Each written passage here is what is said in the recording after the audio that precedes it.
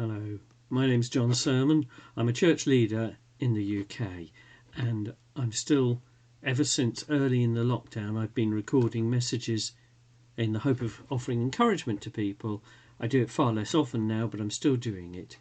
And today's a Friday evening.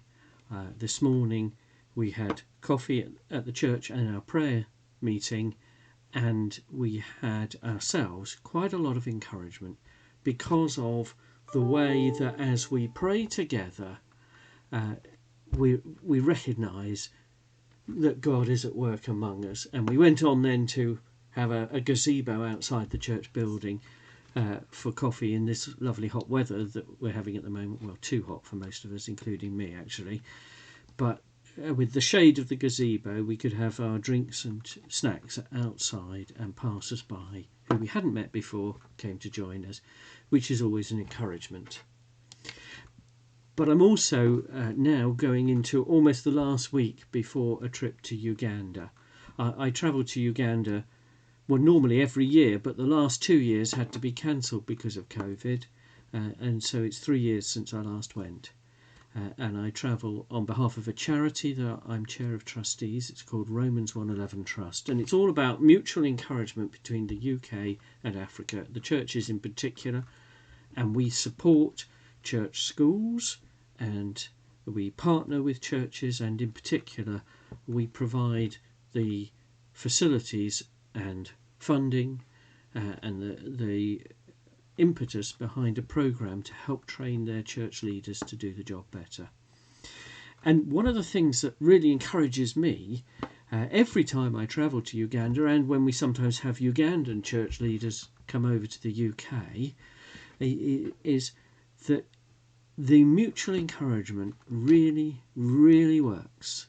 We find that yes, there are things we can offer in terms of our experience, our spiritual leadership, financially to some extent, although we're a very small charity and our funds are stretched, to say the least. But what we find is that we're dealing with people who mostly, materially speaking, are very, very poor. And we know we've got the so-called cost of living crisis here in the UK, and things are tough for families here. But the level of how tough it is just doesn't compare with what most of them face, especially in the rural parts of the country in Uganda. And people who have so little, materially speaking, they seem to have an exuberance, a joy that doesn't, from our understanding, match their material poverty. And I think one of the things that has happened is that, relatively speaking, allowing for the difficulties so many of us face with the rising prices and so on, but still, relatively speaking, we live in a culture where most of us have become used to a level of material comfort that can make us even complacent. I don't have to worry about, will I have enough food? Some of them do. If I need more clothing, I just buy it. Some of them can't. If my car needs repairing, I can find the money. Many of them would dream of having a car all their life and never be able to afford it. Or they have a very basic small motorcycle and they can't afford to keep it in good repair.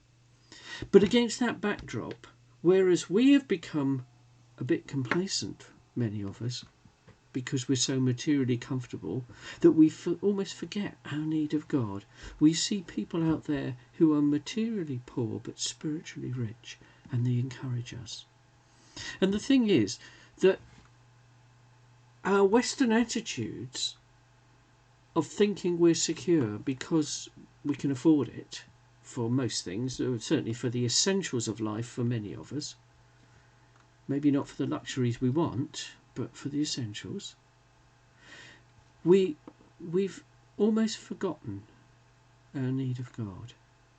Those people, they come to know God and they worship and they rejoice and they celebrate and they are so full of exuberance for God when, materially speaking, they have next to nothing. I'm really looking forward to another trip to visit and support and encourage them and be encouraged by them, because it really is a matter of mutual encouragement. And if you ever get the opportunity to be involved in something like this, I would urge you to do so, because the encouragement it can be is enormous. Now, I've gone on for more than long enough tonight. God bless you. Goodbye.